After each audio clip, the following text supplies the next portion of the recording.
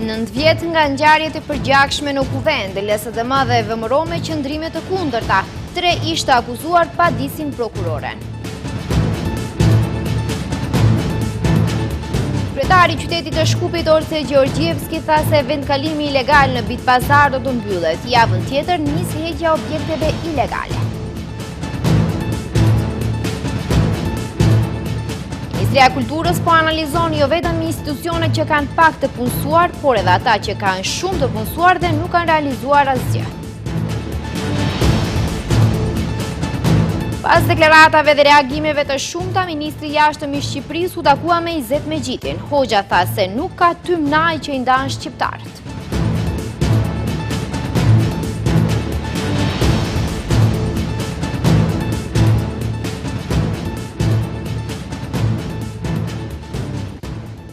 Përshëndetje të nderuar shikues, mirë se takohemi në lajmet e orës 15:55. LSDM dhe VMRO kanë shprehur qëndrime diametralisht të kundërta rreth 27 prillit të përgjakur dhe procesit gjyqësor ndaj të akuzuarve. Antarja e bordit ekzekutiv të LSDM-s Bogdanka Kuzeska tha se e njëjta bandë sot në udhëheqjen e Kristian Mickoskit po ndikojnë që njerëzit e dënuar për 27 prillin të lirohen nga burgu vetëm me një firmë. Në anën tjetër, kryeministri Kristian Mickoski vlerëson se rasti gjyqësor i 27 prillit është një shembull klasik, siç tha ai, një gjyqje të motivuar politikisht të zhvilluar gjatë kohës së qeverisë së mëparshme. 27 prilli është një kujtesë e vështirë dhe e përgjakshme se sa lehtë një qeveri kriminale dhe jo demokratike mund të shtyej vendin në humner. Kështu deklaron zëdhënësja dhe antarja e bordit ekzekutiv të LSDM-s, Bogdanka Kuzeska. Ajo tha se 27 prilli ishte një përpjekje e organizuar për grusht shteti, e drejtuar nga VMRO dhe Nikola Gruevski. Kuzeska theksoi se pasi VMRO erdhi në pushtet, njerëzit e dënuar për 27 prillin lirohen nga burgu vetëm me një firmë dhe reaktivizohen sërish.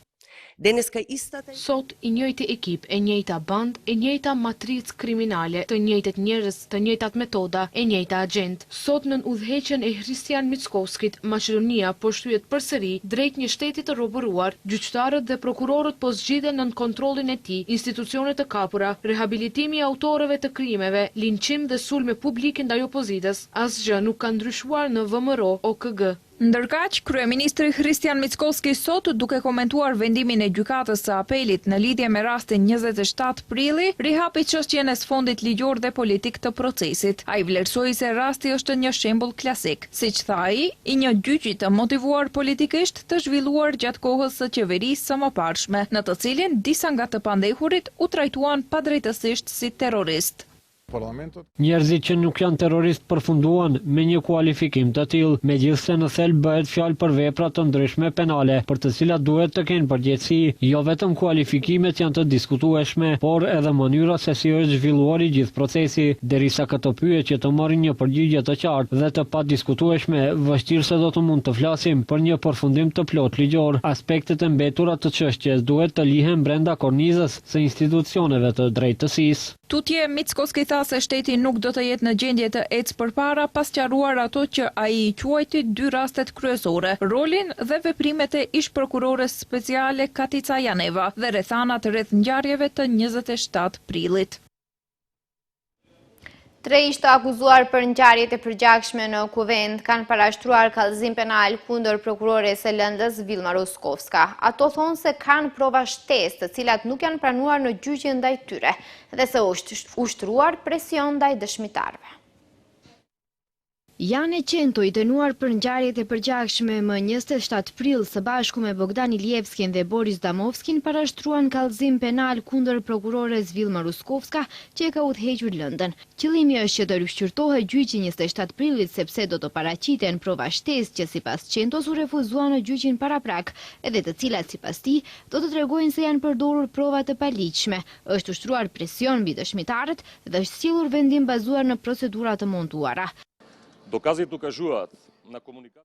Dokumentet tregojnë komunikim mes një funksionarit të lartë dhe njërit nga dëshmitarët kyç, mes e vëllait të funksionarit edhe dëshmitarit, për marrëveshje të mundshme me prokurorinë, si dhe rreth drejtimit të dëshmisë. Dëshmitari me deklaratën e notorizuar deklaron se deklarata e tij më parshme ka qenë e pavërtetë dhe se i është premtuar se do t'i ndihmojnë në procedurat e tjera penale nëse e jepte atë dëshmi. Të njëjtën gjë priti edhe Bogdan Ilievski, që provat e tyre që nuk janë pranuar në gjykimin paraprak të pranohen në rigjykim. Pas ankesës së refuzuar nga gjykata penale dhe apelit, tani kanë mundësinë që në këtë kontekst e pas këtij kallëzimi kundër ish prokurorës, që provat materiale të cilat nuk janë pranuar nga gjykata, tani të hyjnë në procedurë ligjore dhe tani vërtet presim që institucionet ta kryejnë punën e tyre. Ish prokuroria Vilma Roskovska gjatë një interviste televizive i hodhi poshtë kategorikisht akuza që gjyqi ishte i montuar, se provat ishin fshehur ose veprim sipas një diktimi politik. Sipas saj, gjykimi është zhvilluar në bazë të provave të fuqishme materiale dhe vendimi është konfirmuar si nga gjykata e apelit, ashtu edhe nga gjykata supreme. Ajo kujtoi se ngjarjet e 27 prillit u dokumentuan me materiale të shumta video dhe sa ato i ka parë gjithë bota. Gjykata e apelit javën e kaluar solli vendim sipas të cilit nuk e ka pranuar kërkesën për gjykim të sulmit të dhënshëm në Kuvend më 27 prill 2017. Janë qenë bashkë me 15 të tjerë në vitin 2019 u dënuan me 13 vite burg me akuzën kërcënim terrorist të rendit kushtetues. Në vitin 2018 disa prej të dënuarve u amnistuan me ligjin i cili u miratua në Kuvend. Kryetari i qytetit të Shkupit, Orce Gjorgjevski, tha se vendkalimi ilegal në Bitpazar do të mbyllet. Ai sqaroi se para një jave ka përfunduar bashkëpunimin ndërinstitucional me komunën e Çajirit dhe ditë në vijim do të fillojnë me heqjen e objekteve ilegale në atë lokacion. Kalimit ilegal në Bitpazar si duket po i vje fundi, kreu i qytetit të Shkupit Orce Gjorgjevski duke ju përgjigjur gazetarëve tha se bashkëpunimi ndërinstitucional me komunën e Çajirit ka përfunduar dhe se brenda pak ditësh do të filloj heqja e objekteve ilegale, pas çka do të pasoj edhe mbyllja e kalimit ilegal. Gjorgjevski u shpreh kategorik dhe tha se ai vendkalim do të mbyllet edhe pse një grup qytetarësh kanë kërkuar legalizimin e tij. Para një jave përfunduan bashkëpunimin institucional me komunën e Çajirit dhe ditëve në vijim do të filloj me heqjen objekteve ilegale në atë lokacion. E kam thënë se është proces që do të vijojë në mënyrë paralele, do të hiqen të gjitha objektet ilegale që ndodhen aty dhe më pastaj do të mbyllet edhe kalimi ilegal. Kishte kërkesë nga një grup qytetarësh që kalimin ta legalizojmë, por jemi kategorik në atë se i njëjti duhet të mbyllet edhe për siguritë të kalimtarëve, por edhe për siguritë të shoferëve. Tentimet për mbylljen e kalimit ilegal në Bitpazar kanë filluar nga koha kur në krye të qytetit ishte Petre Shilegov. Kërkesat e qytetarëve për mbyllje janë si rezultati i numrit të madh të viktimave nga aksidentet në këtë pikë për shkak të mungesës së sinjalizimit të nevojshëm. Kryeministri Kristian Mickoski tha se Ministria e Kulturës po analizon jo vetëm institucionet që kanë pak të punësuar, por edhe ata që kanë shumë dhe nuk kanë realizuar asgjë. Ai sqaroi se analiza e Ministrisë së Kulturës do të tregojë situatën reale dhe më pas do të veprojnë. Në strategjinë e re kombëtare 2026-2030 të Ministrisë së Kulturës parashihet mes tjerash edhe fuzionimi i disa institucioneve kulturore. Një numër i madh i institucioneve kulturore në vend vazhdojnë funksionimin me numër minimal të punësuarve. I pyetur nga televizioni Shenja, kryeministri Kristian Mickoski tha se është i vetëdijshëm për këtë situatë dhe njoftoi se pikërisht për këtë temë Ministria e Kulturës është duke realizuar analizë në të cilën janë të përfshira të gjitha institucionet kulturore, përfshirë edhe ato që sipas kryeministrit kanë një numër të mjaftueshëm të punësuarve dhe nuk realizojnë asnjë projekt ose aktivitet konkret. Pa takva analiza pravi Ministерството за култура и туризам и мислам дека наскоро ќе излезат со резултатот од ова анализа. Имаме институции, да, точно е, но имаме институции кои што 5 пати се превработени, имаме институции во кои што да речеме нема театарска представа со месеци, а можеби и со години. i treba da najdeme način kako se to da go izbalansirame. Kujtojmë se Ministria e Kulturës dhe Turizmit së fundi ka paralajmëruar strategjinë e re kombëtare 2026-2030, përmes të cilës pritet të zgjidhen të gjitha këto problematika. Në të njëjtën strategji parashihet mes tjerash edhe fuzionimi i disa institucioneve kulturore, siç është rasti me ansamblin e muzikës së Tetovës, që sipas kësaj strategjie duhet të fuzionohet me shtëpinë e kulturës në Tetov. Teatri dhe Biblioteka e Tetovës edhe këtë vit nuk do të jenë gati. Ministri i Kulturës dhe Turizmit Zoran Ljutkov paralajmëroi prolongimin e punimeve dhe se afati do të shtyhet për 1 vit ose 1 vit e gjysmë. Ai sqaroi se aktualisht është duke u punuar për projektimin e teknologjisë skenike. 12 vite nuk mjaftuan që institucionet të përfundojnë punimet në ndërtimin e teatrit dhe bibliotekës në Tetov dhe si rrjedhoi edhe këtë vit artistët e Tetovës nuk do të kenë mundësi që shfaqjet teatrale të planifikojnë dhe të realizojnë në objektin e ri. Prolongimin e punimeve e ka paralajmëruar Ministri i Kulturës dhe Turizmit Zoran Ljutkov, duke ju përgjigjur televizionit Shenja. Po punoj me intensitet të shtuar, ka kontraktues të ri dhe aktualisht është duke u punuar për projektimin e teknologjisë skenike, disa kompani vetëm se kanë qenë në Tetov. Për këtë vit ka rreth 57 milion denar në dispozicion dhe kuptohet që për shkak të vonesave të shkaktuara nga qeveria e kaluar, mendoj se afati do të shtyhet për 1 vit ose 1 vit e gjysmë. Punimet për ndërtimin e objektit të ri të teatrit dhe bibliotekës në Tetov kanë filluar para 12 viteve dhe të njëjtat sikurse tani janë prolonguar edhe vitet e kaluara. Prolongimi i fundit ka ndodhur në vitin 2024 kur tashmë ish Ministri e Kulturës tha se objekti në fjalë do të lëshohet në përdorim në vitin 2025. Pas deklaratave dhe reagimeve të shumta në media, ku pretendohej se në një bisedë në grup në WhatsApp, Ministri i Jashtëm i Shqipërisë, Ferit Hoxha, u është drejtuar shqiptarëve të Maqedonisë së Veriut, po ata idiotët shqiptar atje çfarë thonë, Ministri Hoxha është takuar me njërin nga liderët e Vlenit Izet Mexhidin. Në një preskonferencë të përbashkët pas takimit, kryediplomati Hoxha tha se nuk ka tymnaj që të na ndajë. Keni ngelur në javën e kaluar, janë të kapërcyer ato. Ja ku e keni kryetarin e koalicionit vend, janë të kapërcyer të kaluara, domethënë sepse nuk ka absolutisht asnjë lloj tymnaje që mund të hyjë në mes nesh. Nuk ka asnjë tymnaj që mund të na zër syt për të parë atë që është e përbashkët. Nuk ka asnjë gjë nga ato që bëhen dhe ngrihen nga hiçi që të errësoj atë që është e përgjithshme, e nevojshme, e domosdoshme që ne jemi bashkë si vëllezër e të punojmë bashkë. Familja dhe vëllezër mund të ketë kuptime, por për atë janë takimet e drejtë për drejta, po sot agjendën tonë kemi folur për se si zhvillohet korridori 8, që është projekti kryesor i qeverisë Maqedonisë së Veriut, mbi 1,5 miliard euro, që e lidh Maqedoninë fillimisht me Shqipërinë, po është korridor panevropian, korridori NATO-s.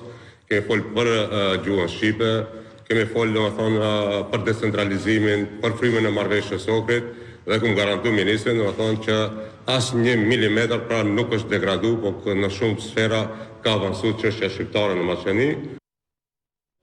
Fronti Evropian ka njoftuar nisjen e procedurës për mbledhjen e nënshkrimeve për nisjen e ndryshimeve kushtetuese. Deputeti Blerin Begjeti tha se kjo çështje i tejkalon interesat partijake dhe është thelbësore për orientimin strategjik të shtetit.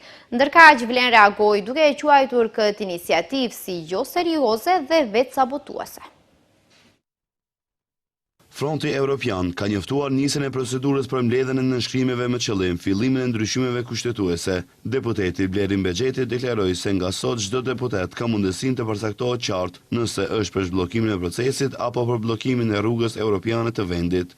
Sipas tij, iniciativa bazohet në nenin 130 të Kushtetutës, i cili paraqes se propozimi për ndryshimet kushtetuese mund të paraqitet nga të paktën 30 deputet. Begjeti u bëri thirrje të gjithë deputetëve në kuvent, si nga shumica parlamentare, ashtu edhe nga opozita, përfshirë edhe deputetet e Aleancës për Shqiptarët, deputetet e pavarur dhe përfaqësuesit e partive të tjera politike që ta mbështesin këtë nismë. Ai theksoi se veçanërisht pret mbështetje nga deputetet e Vlenit dhe nga të gjithë ata që shohin të ardhmen e vendit në Bashkimin Evropian, duke nënshkruar iniciativën për ndryshimet kushtetuese. Kjo është një çështje që tejkalon interesat partijake. Kjo është një çështje që tejkalon kalkulimet koalicionuese dhe kjo është një çështje thelbësore e orientimit strategjik të shtetit.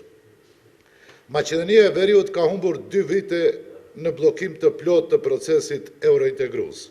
Për 2 vite nuk është bërë asnjë hap përpara. Prandaj, sot është momenti për hapin kyç që të zhbllokojë procesin dhe të mundsoj vazhdimin real të negociatave në Bashkimin Evropian. Ndërkaq, të parët që ju përgjigjen thirrjes së buxhetit ishin nga koalicioni Vlen, të cilat këtë iniciativë e konsiderojnë si jo serioze dhe vetësabotuese. Sipas tyre, iniciativa më së shumti i ngjan një parodie satirike se sa diçka që ja vlen të trajtohet seriozisht. BDI ofendon rënd BE-n dhe shqiptarët kur Blerim Bexheti flet për vlera europiane. E rikujtojmë për opinionin se Blerim Bexheti, si funksionar i përjetshëm i BDI-s, është sinonimi i politikës kundër çdo vlere europiane, si deputet, si kryetar komune dhe mbi të gjitha si ministër i drejtësisë. Blerim Bexheti shkaktoi dëme të pariparueshme ndaj interesave të shqiptarëve dhe imazhit pro-europian të vendit. Nga Vlen theksojnë se nuk e ka ndërmend të bën pjesë e kësaj parodie.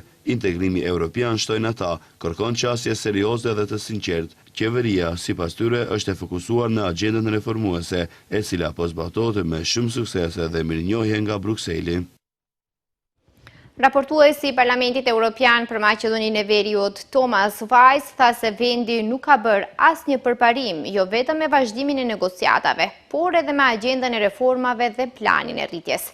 I pyetur se cilat janë reformat kryesore që vendi duhet të zbatojë për të bërë përparim në negociata, Vajs përmendi reformat në fushën e sundimit të ligjit, luftën kundër korrupsionit si dhe sigurimin e sistemeve gjyqësore të pavarura. Raportuesi i Parlamentit Evropian për Maqedoninë e Veriut Thomas Vajs ka thënë se nuk sheh vullnet politik te qeveria e Maqedonisë së Veriut për t'u angazhuar në reformat e agjendës evropiane, veçanërisht kur bëhet fjalë për sundimin e ligjit dhe pavarësinë e gjyqësorit. Vajs në një intervistë për Euronews Bullgaria tha se gjatë vitit të kaluar vendi nuk ka bërë asnjë përparim në zbatimin e reformave. Sipas tij, nuk ka të bëjë vetëm me vazhdimin e negociatave, por edhe me agjendën e reformave dhe planin e rritjes. Nëse vendi nuk zbaton reformat e nevojshme, 47 milion eurot nuk do të shkojnë për të, por për vendet fqinje. Futja e pakicave në Kushtetutën e Maqedonisë për fshirë bullgarët është një hap i nevojshëm dhe një kusht për zhbllokimin e negociatave për antarësimin në Bashkimin Evropian. Ne shohim disa hapa pozitiv, e dini ekziston një plan veprimi për çështjet e pakicave, kështu që ka një farë progresi, por qeveria duhet të zbatojë reformat, përndryshe nuk mund të angazhohemi në negociata të vërteta. I pyetur se cilat janë reformat kryesore që vendi duhet të zbatojë për të bërë përparim në negociata, Vajs përmendi reformat në fushën e sundimit të ligjit, luftën kundër korrupsionit, si dhe sigurimin e sistemeve gjyqësore të pavarura që ofrojnë drejtësi për qytetarët, por edhe për zhvillimin e vendit. Pa Bashkimin Evropian, nëse nuk keni një status të përshtatshëm të sundimit të ligjit, nuk do të tërhiqni investitor të huaj për të investuar në vendin tuaj. Pra, kjo është një çështje kyçe, dhe po, korrupsioni është një kancer në shoqëritë tona, dhe gjithashtu në Bashkimin Evropian. Dhe në vendin tim, ne ende po luftojmë korrupsionin. Çështja është nëse kemi institucione, nëse kemi legjislacion, nëse kemi autoritete që janë të afta dhe të gatshme dhe kanë hapësirën politike për të vepruar në luftën kundër korrupsionit apo jo. Dhe ne ende duhet të shohim përmirësime në këtë drejtim nga Maqedonia e Veriut dhe qeveria e Maqedonisë së Veriut. Ai më tej shtoi se nëse Maqedonia e Veriut angazhohet seriozisht për reforma, ajo do të ketë ende disa shanse për t'u bashkuar me klubin e Shqipërisë dhe Malit të Zi për antarësim gjatë këtij mandati të Parlamentit Evropian. LSDM vlerëson se deklarata e raportuesit për Maqedoninë e Veriut në Parlamentin Evropian, Thomas Vajs, është një konfirmim i qartë të alarmuesi i asaj që LSDM ka paralajmëruar prej muajsh. Sipas partisë opozitare me Mickoski nuk ka përparim, nuk ka reforma. LSDM thotë se ai shprehimisht se nuk ka një angazhim serioz nga qeveria për reforma, veçanërisht në sundimin e ligjit. Dhe problemi kryesor dhe më i madh, korrupsioni dhe një gjyqësor jo funksional. Rreziku është humbja e parave europiane. Fondet e BE-s do të shkojnë në vende të tjera në vend të Maqedonisë, thekson LSDM. Duke i shërbyer Zoran Zaevit, nuk mund të arrihet integrimi në BE. Këtë e ka deklaruar deputeti VMRO DPMN-s Brane Petrushevski, duke kritikuar qëndrimin e kreut të LSDM-s Venko Filipçe se antarësimin në Bashkimin Evropian. Petrushevski gjithashtu ka theksuar se Filipçe duhet të merret me oborin e vet dhe ta vendosë LSDM-n në këmbët e saj.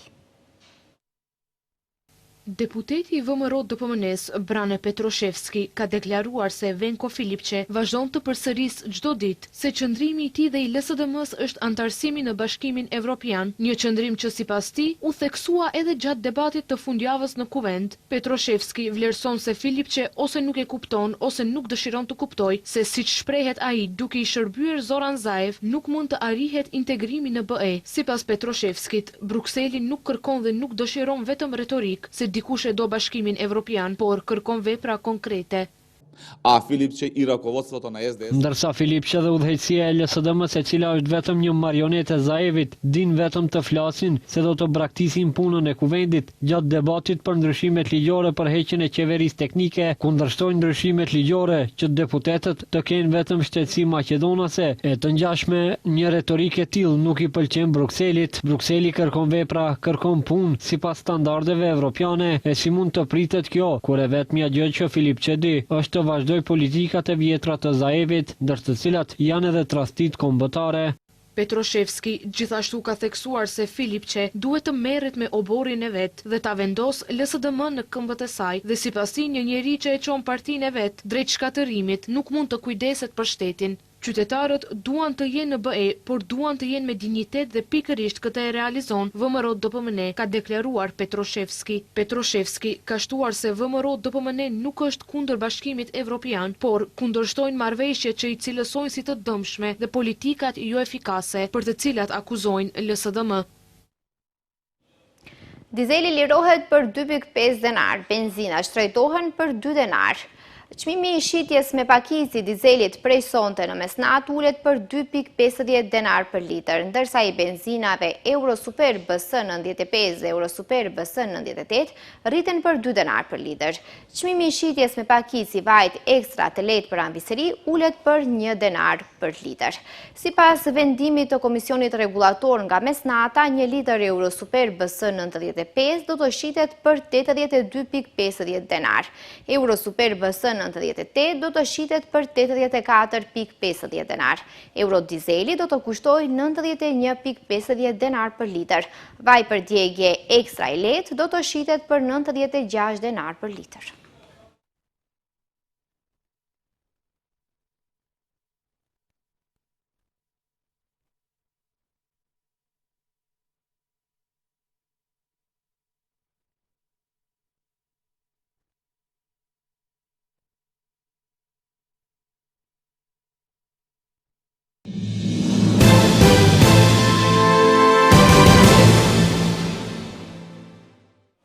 Gjykata themelore e Prishtinës e ka shpallur fajtore dhe e ka dënuar me 6 vjet burgim Jelena Gjukanovićin, akuzuar në cilësinë e zyrtares së misionit të OSBE-s se ka kryer spionazh për bijën serbe.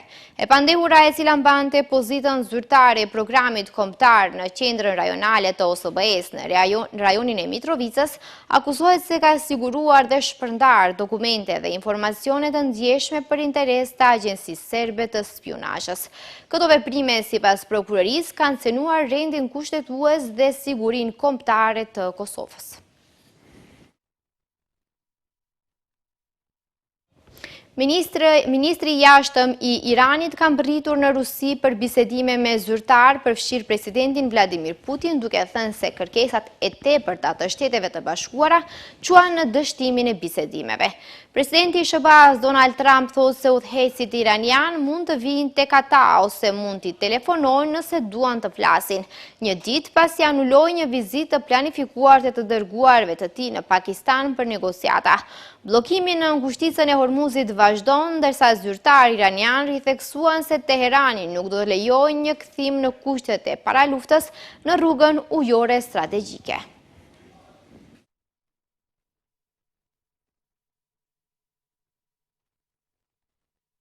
Shikues të nderuar, kemi arritur fundin e lajmeve. Ju falenderoj që na ndoqët. Mirupafshim.